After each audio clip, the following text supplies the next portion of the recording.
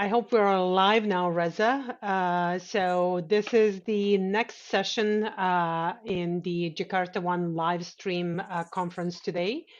Reza Rahman does not need a particular introduction. He is a well-known leader within the Jakarta EE and previously Java EE world.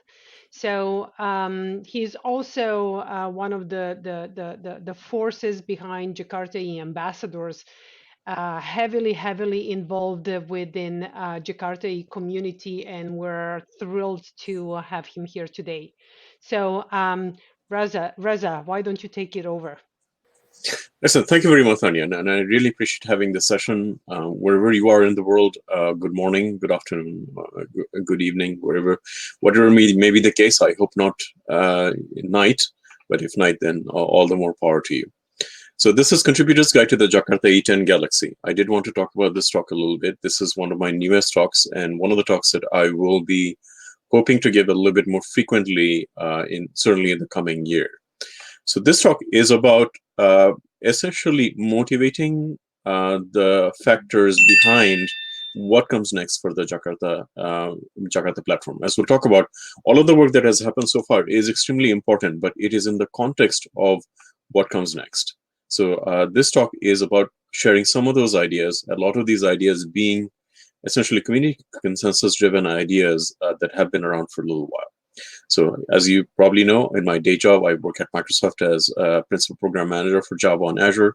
But for the purposes of this talk, I am essentially a Jakarta EE ambassador. So this is about the Jakarta EE and Java EE evolution. Started a very long time ago, and I've been honored to be a part of it for a very long time also. We all know the journey. It all started with JPE. I don't know how many people know that anymore, but it's Java Professional Edition. That's what it stands for. It started just about the same time as Java SE, believe it or not. And of course, we all know the J2E journey and the Java EE journey around usability and really growing the community and growing the popularity of the platform.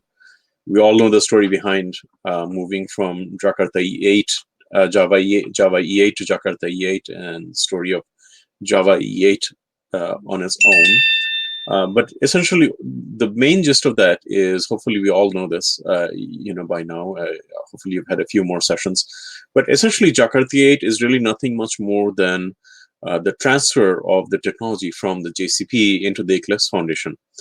And definitely, this is a very, very big deal. It's one of the largest technology transfers in the history of our industry. This represents about millions of lines of code.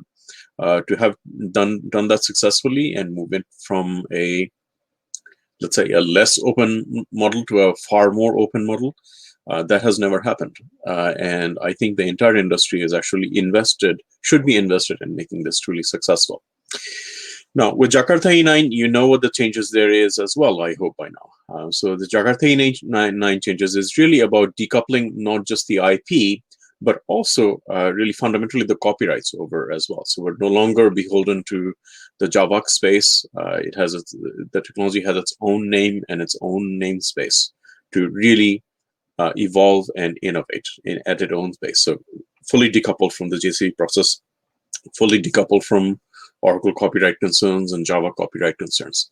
This, again, is fundamentally very, very important and definitely should not be minimized. But all of that, from a user standpoint, these are all important foundational enablement changes, but they really don't deliver much innovation per se. There'll be a tiny bit of innovation in Jakarta EE9, of course. I'll mention that in a moment. But basically, this is not real innovation being delivered for Jakarta EE as a technology on its own set. Now, there's innovation also happening around Jakarta EE. We'll talk about that also. In Jakarta E9, in particular, this is going to still be a Java SE8 based platform, but there's a tiny bit of innovation that will happen with 9.1, hopefully next year. And that innovation is basically embracing Java SE11. As you probably know, the Java SE releases are moving forward quite fast. They're almost at 15, 17, going to be 17 soon. But really, what the foundational change with 9.1 hopefully is embracing Java SE11, which is the next LTS release after Java SE8. There'll be a bit of changes here, and it's important to understand what the implementation changes really are. So with 9.1, the implementation changes are really can be narrowed down to updating the TCK. The TCK, or the compatibility test kit, uses Java SE8. So there's some work to upgrade that to Java SE11. Plus the fact that Java SE9 removes some of the Java EE APIs in it, namely JAXP and JAXWS, means that some work will need to be done in the implementation to adapt to that, to make sure that it actually does work when you upgrade to Java SE11, which doesn't have those APIs in it. So the Java EE or Jakarta EE runtimes will need to embed those technologies in them for it to remain backward compatible. And of course, we all know Microprofile. There's a whole bunch of work going on in Microprofile. I'll talk again in a little bit more detail around that. So certainly, Jakarta EE developers are not you don't have to feel sorry for anyone, right? So we're still very much technology, in terms of technology, in the bleeding edge, thanks to the innovation that's happening in Microprofile that complements Jakarta EE very well. But foundationally, if the technology itself needs to remain fresh and relevant, you need innovation. And the space to do that is Jakarta EE10. So we have been thinking about Jakarta EE10 and the ambassadors as of last September or so. So we have been seriously thinking about, okay, what does the community actually need? What do we think needs to happen in order for this platform to remain fresh and successful? And how do we begin facilitating that? So obviously, it all starts with community discussion. So we began the discussion, as I mentioned, sometime in the September-October timeframe. And what we decided is that we don't want to wait anymore. We do want to not just talk about these features, but begin driving them to some extent, and also putting them in paper and socializing them with all of you, so that you can provide your input. And also so that we can begin to actually implement all of this as well. So this is actually an important point that I should stop and talk about as well. One of the important reasons we wanted to move from the JCP to something else was because innovation from non-vendors was difficult in the JCP because of the way the JCP process is structured. It was very much structured along the lines of major vendors. So one of the reasons of doing this entire Eclipse Foundation move was to enable those kind of capabilities, is to enable the capability of people other than vendors actually contributing to the technology. So this is your chance to do exactly that, and this is how you begin doing it.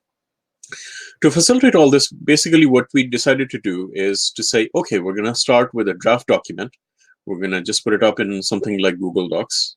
Very easy to collaborate on, has a bunch of features where you can comment on things and collaboratively edit a joint document, and iterate on that, right? Seek for community input, seek vendor input to see what these ideas are and what themes actually emerge. And also finally solidify that and publish it out in the Jakarta EE Ambassadors website, just like we created a guide for Jakarta EE9 for the same purposes that a bunch of people use to try to help Jakarta EE9 forward.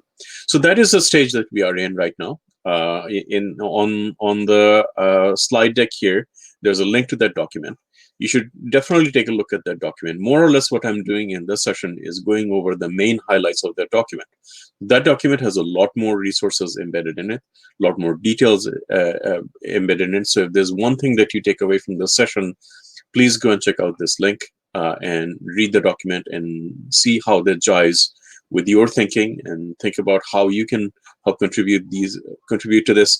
Or, is there something else missing that is big that you want to note in the document and help drive, right? So that is the principal purpose of our session here today.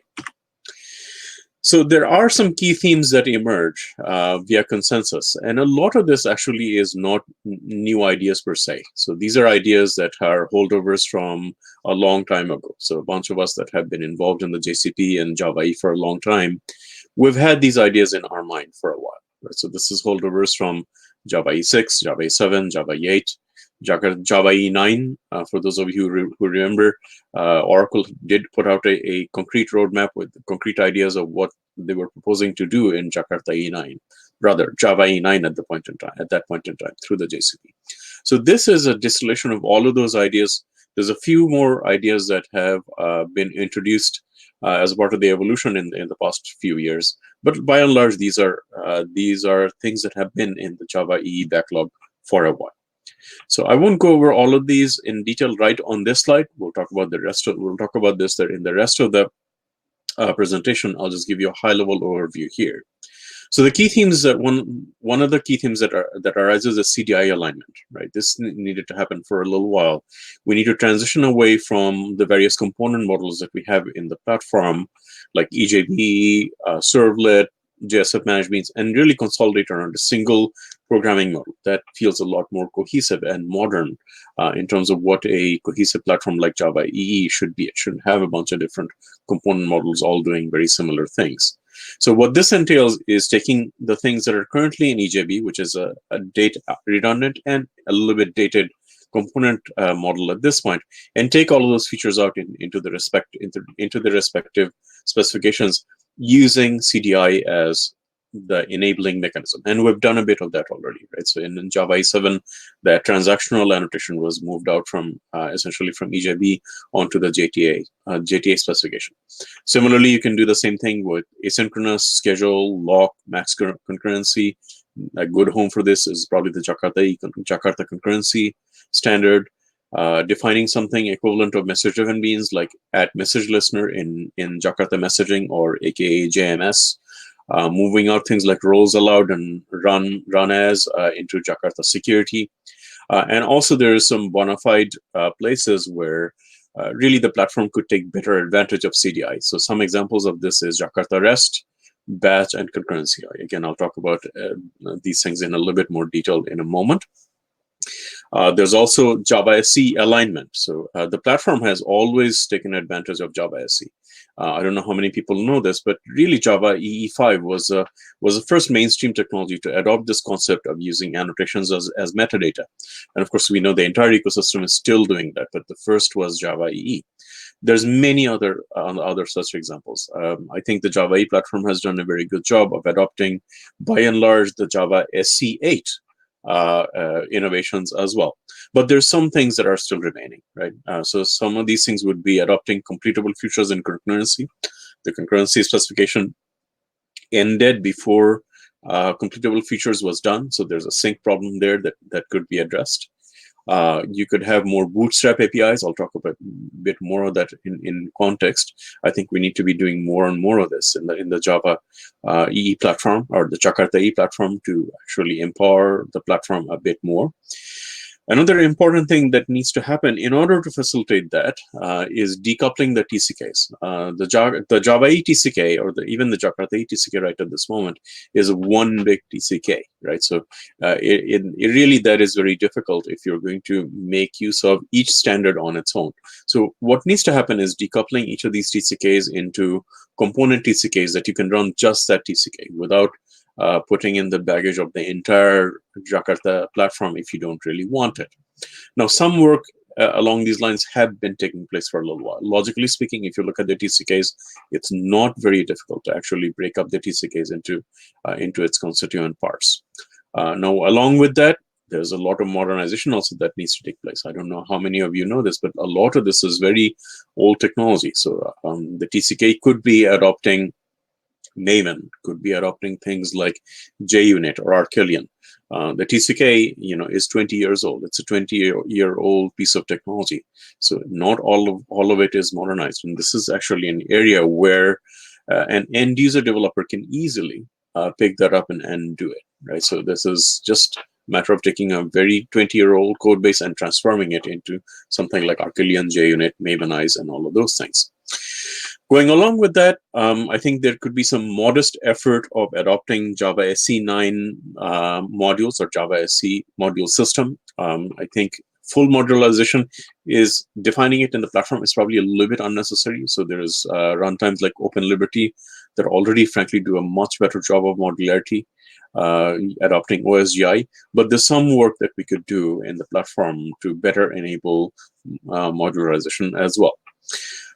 And finally, closing the standardization gaps. That ultimately is why the standard is there. It's not just about refactoring things and better aligning with CDI and better aligning with Java SE. There are some bona fide places where there's holdover gaps in the standard. These gaps are usually addressed in vendor-specific ways or outside the standard. And the whole purpose of the standard is to enhance portability across the board for the entire industry in the broadest possible terms. So definitely there's space for doing a bit of that in Jakarta EE10 and going forward. And finally, there's always new standards and innovations that you can think about. In this case, I would say these are new-ish standards. I'll say in a moment why I say new-ish standards. But some examples with that of that would be NoSQL, MVC, and configuration. So I've been talking for a little while. I'm going to pause for a second and really take some questions, see if there's any questions already that I can answer and give us a little bit of a pause as well. So any questions so far? So there is one from Alexander Orlovsky. Do you think about creating upgrading guides for all companies which use old Glassfish, JBoss, and WebLogic servers? I'm not sure. So this how is to a job answer for this question. vendors. So this is a Yeah. job for vendors. Yes. Putting my Azure hat on for a second, we see a lot of old Java EE runtimes. For some reason, Java EE runtimes, people don't want to upgrade them. They're afraid of changing their versions and so on and so forth. But this is where, frankly, the respective vendors are best positioned to do that, right? So in case of Glassfish, obviously, I would say the Pyara folks would be the people that would provide such guidance. Same thing for old versions of JBoss, Wildfly, WebLogic. That's where vendors can step in to say, hey, it's time to upgrade, right? And upgrading is not so scary, and this is how you go about doing it. Any other questions? Not at this moment. Yeah, thanks for the questions. And just, there is a Jakarta EE have a plan to merge Hibernate and Eclipse Link and JPA and other similar technology. Well, you can go ahead. Yeah, not that I know. In fact, probably not a good thing to do. What you want to do in the Jakarta platform is to expand the ecosystem, not contract it. I think the best thing to do is actually to see how to best enable those implementations to go along their own evolutionary path. I don't personally. I like all having options. It's good that we have Hibernate and Eclipse Link and some of the other possible JPA implementations instead of just having one implementation. The whole purpose of the standard is to not get into a single implementation, single vendor situation. In terms of the Jakarta EE 9.2, if there is a scope for that, or schedule for Jakarta EE 10, I think that is still in conversation. We don't have any timelines to share at this point, but community will be definitely involved in kind of scoping and figuring things out. So the best way to determine that is to get engaged. The best place to I'll share the best place where you can begin doing that. And instead of actually, it's great you're asking these questions here today is great, but honestly, it's much better if to get on a mailing list and ask these exact same questions. At the bare minimum, what it does is that it helps reinforce with the key stakeholders that there are people paying attention and there are people interested in these questions. Yes, absolutely. Thank you for the questions and keep them coming. Yeah, so go absolutely. ahead, Reza. Okay, so let's talk about one of the key specifications that I think will be a part of Jakarta EE10, which is Jakarta Concurrency. The reason this is that this is a way underrated specification. It came very, very late, but in reality, the Jakarta as a platform actually a lot of it is deals with declarative ways of handling concurrency, because ultimately, whether it's a distributed monolith or microservices, you have to deal with concurrency concerns. So first one foremost, Jakarta Concurrency is a very important vehicle for moving out those really valuable concurrency features that are there in EJB right at this moment. So these are things like asynchronous, schedule, lock, all of these things can be moved out. I'll give you a concrete example of asynchronous and AtLock and show you how it could look like in the future. At schedule, I won't go over. I think we're all familiar with it. It's a nice cron-like syntax that you can wrap an annotation around. I think that can be almost as is, just transferred over to Jakarta Concurrency without many modifications, except for making it available for all CDI beans as opposed to just being something specific to EJB. Max concurrency is again something that's implicit in the EJB programming model, and some runtimes make it explicit, but it's in a vendor proprietary way. That could be introduced as a standard via something like the @max concurrency annotation. Today, you can define manage executors are a very important and very cool thing actually if you're going any kind of heavy lifting with managed concurrency in a Java EE environment. Today, you can define managed executor services, but in a proprietary way, right? So typically, it's going to be some vendor proprietary XML deployment descriptor or something that you do in the admin UI. There's no need to do that. That can be a standards-based capability and very easy to implement. I'll show you an example of that. Adding support for completable feature. Again, I'll show you an example of what that means. So this is adding the capability of using completable feature in a managed fashion, as opposed to in an unmanaged fashion. In a managed fashion, basically the app server is in much better control of the threads that are running in your system, and can give you much more management and scaling options if you follow that route. CDI context propagation. This is another miss that happened in the previous version of the Jakarta Concurrency API. So when you spin up managed threads, it does not propagate the CDI context for you. It propagates things like security and transactions, but not the CDI context. So this is again a very easy fix, right? To just say in the spec, hey, when you spawn out a new thread, make sure that whatever the CDI context exists currently, transfer that over to the next managed thread. So here's an example of how asynchronous could look like today. First and foremost, it should be possible to move this into the CDI programming model, that you can annotate it on a CDI bean as opposed to needing to be an EJB. But beyond that, this could also be modernized a bit more to make use of completable features. Today, the asynchronous annotation works with either void return type or future, and as you know, future can lead to premature blocking.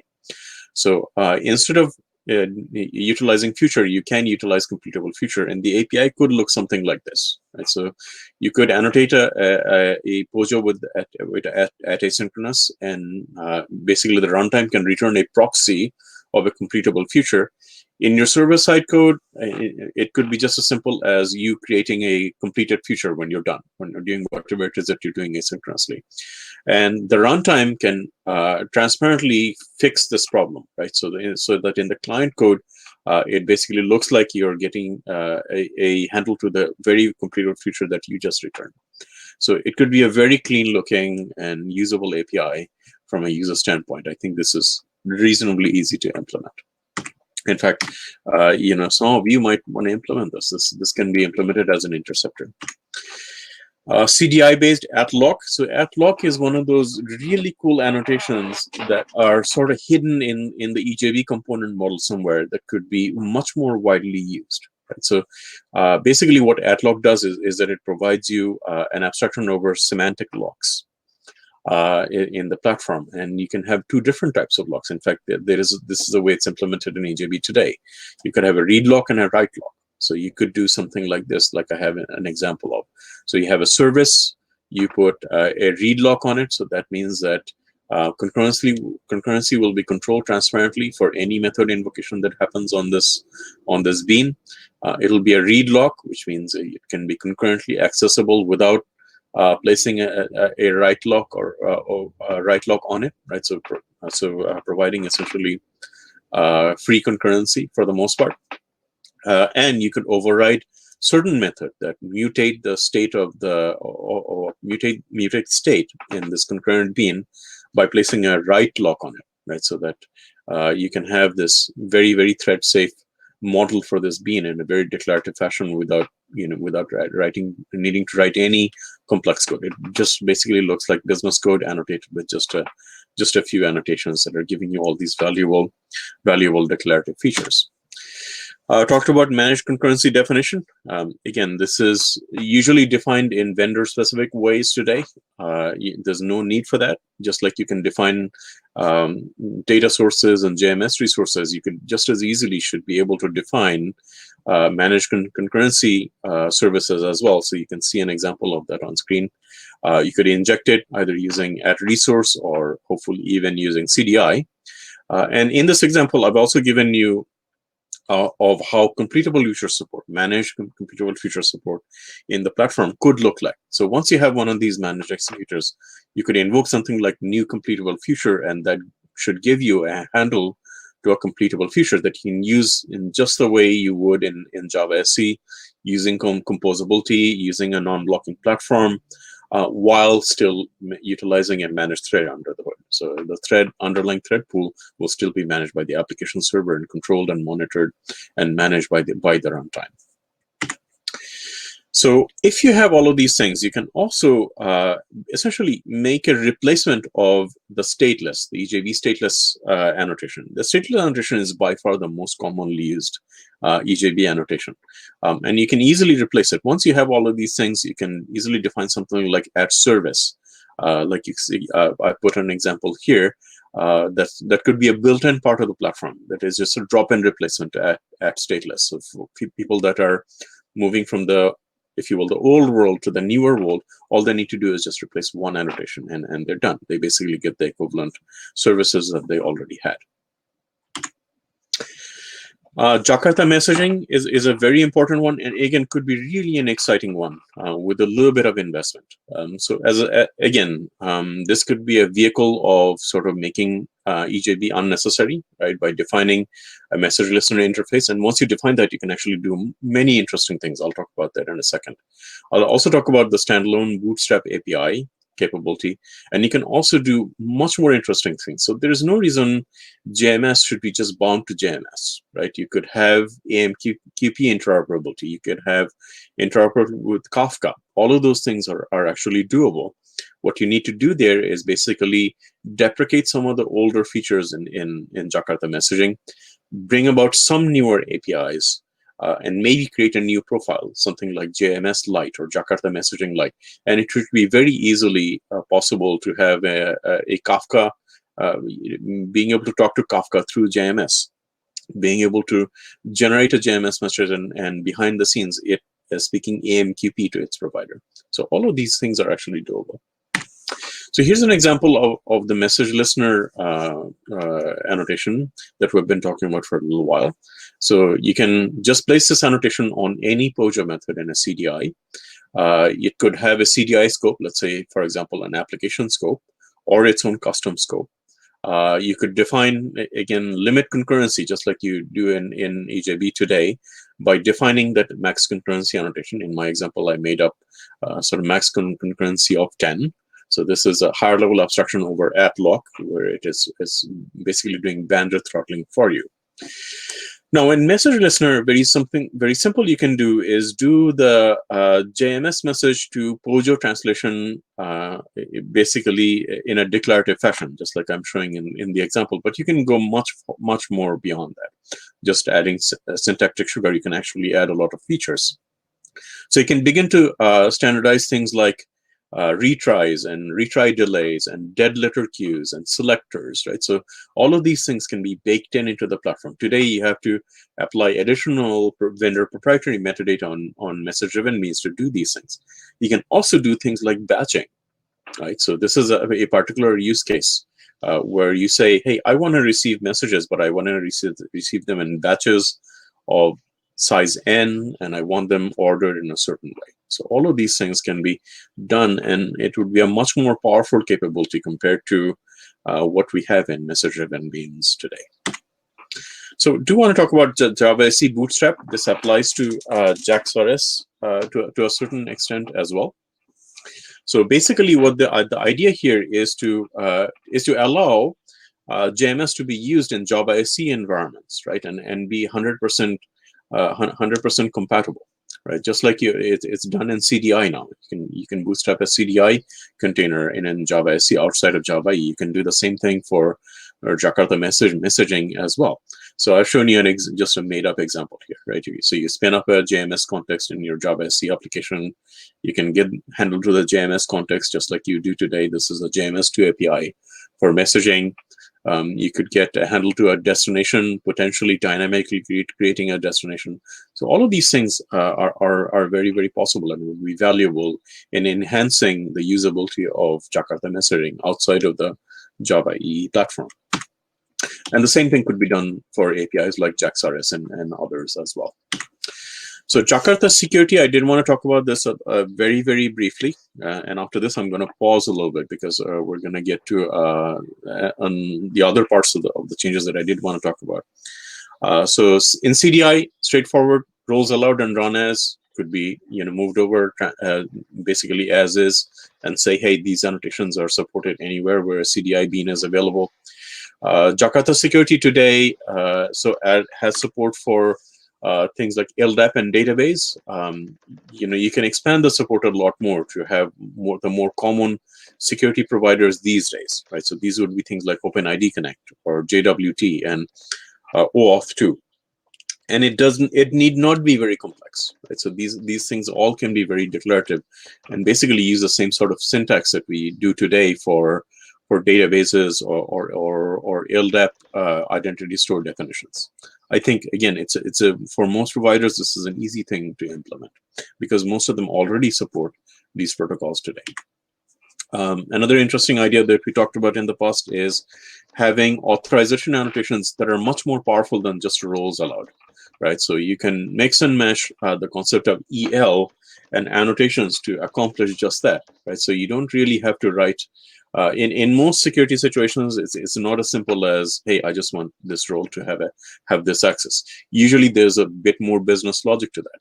So what you can do is begin to envision a scenario where there's some built-in EL capabilities specific to a security-based authentication that does common things like check to see if the current principal has a role, or check to see if if you have a variable in scope to evaluate that variable, certainly within the scope of a method parameter.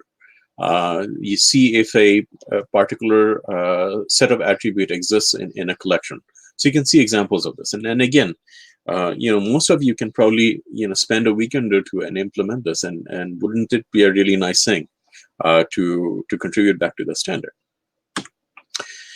There are other possibilities like that. But before I get into that, let me pause a little bit because I have just about 10 minutes. It's just about enough time to cover the rest of the ground that I have in the presentation today. But let me pause a little bit and see if there's any other questions that I can answer. Do me a favor, though, and try to keep it on topic, please. So the question is here more for the community. Is there a plan to improve documentation quality or to create more beginner-friendly tutorials for Jakarta EE? I'm sure Reza will agree with me that the answer is yes. And the community is invited to participate even in this one. So Reza, do you want to mention some of the projects?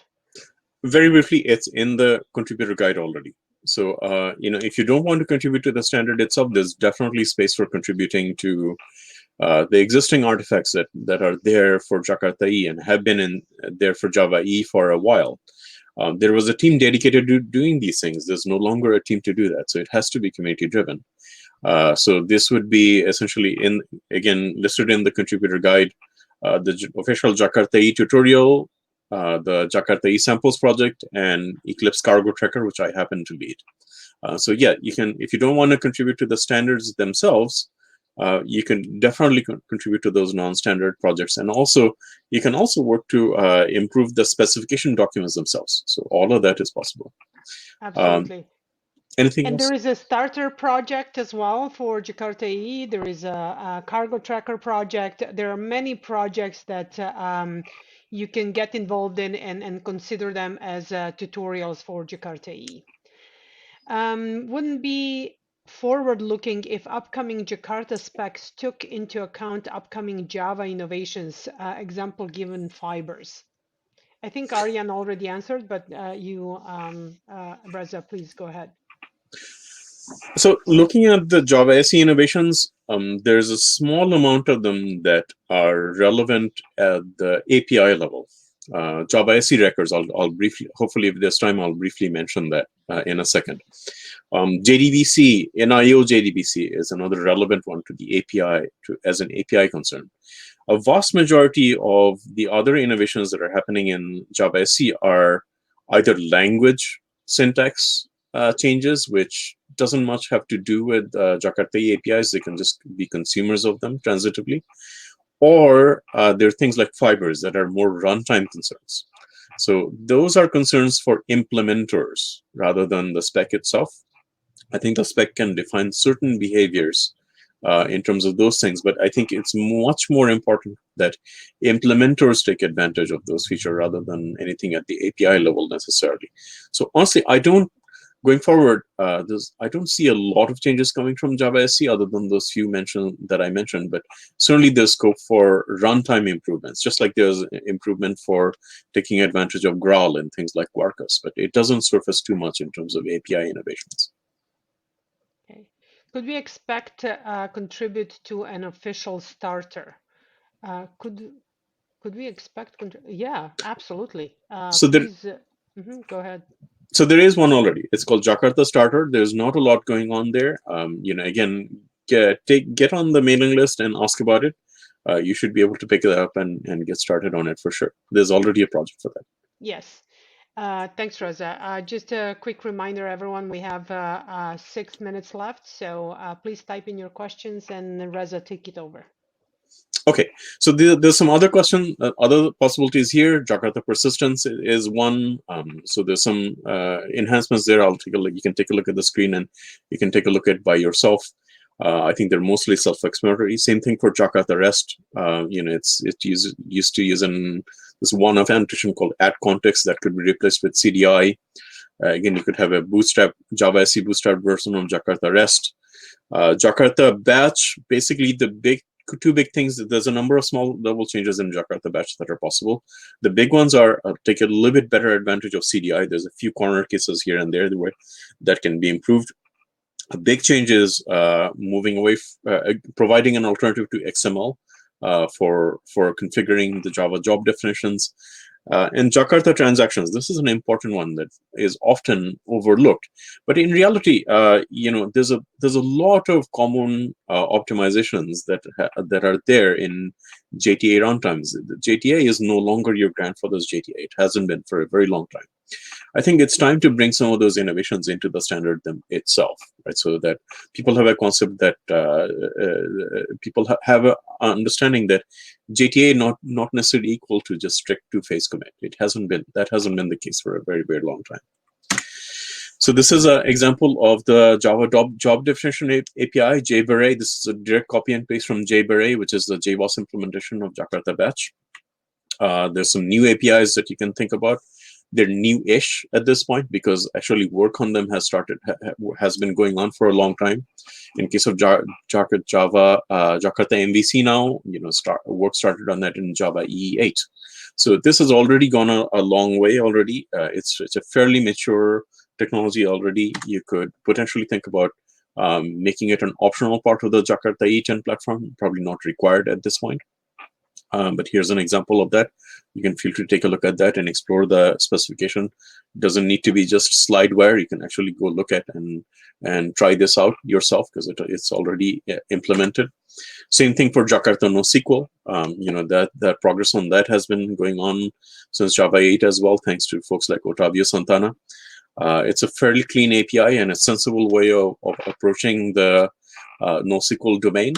So again, I put in just a working example, right? If you go to my GitHub account, you'll see this exact working example for it.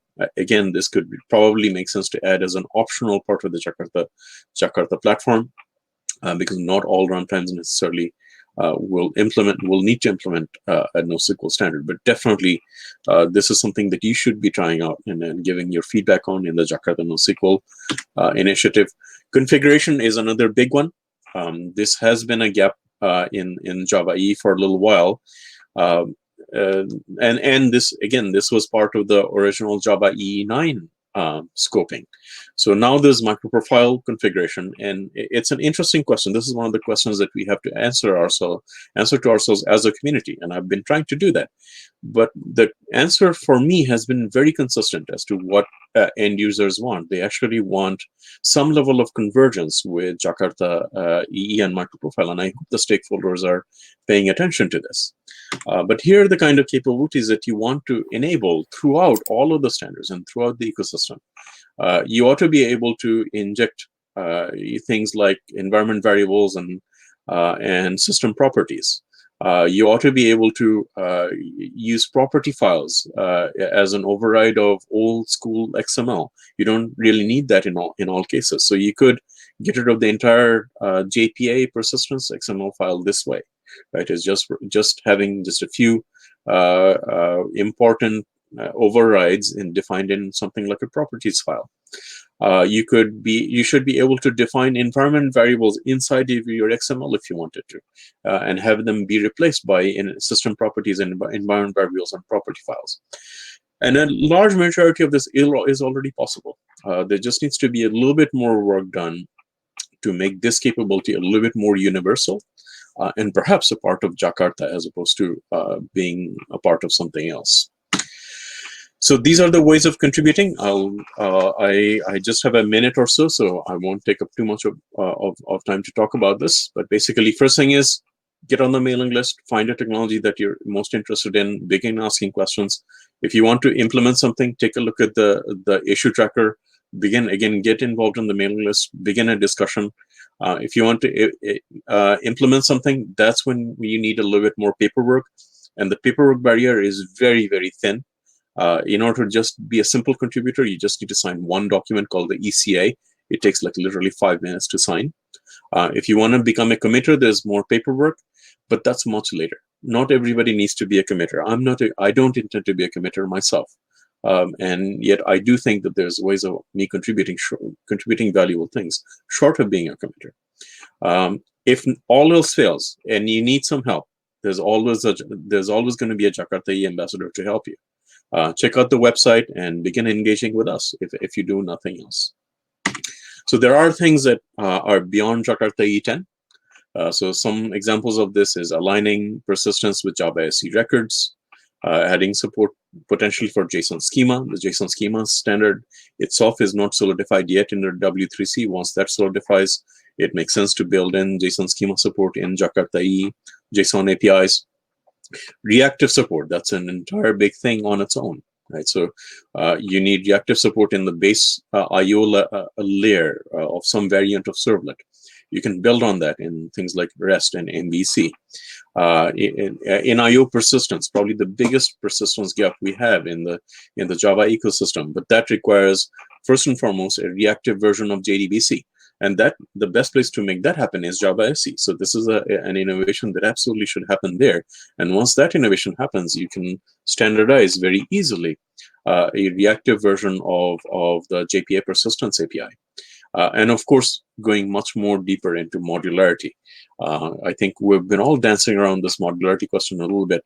There will be a time where hopefully it will make sense after we close some of the obvious standardization gaps, where we do discuss modularity more seriously and figure out how do we make modularity things that are already there in places like Open Liberty, how do you make that more universal across all of the Java EE runtimes? So I'm going to just briefly glance over the summary. The main point here is please read the document. Please get involved. Nothing will happen without your involvement. Don't assume that somebody else is going to do something, right? You need to say something. You need to do something. You need to begin contributing. You can't just be a consumer. These are the ways of contributing. Beyond reading the document, if there's one other thing you do, please sign on to the Jakarta EE community alias and begin asking questions, begin engaging.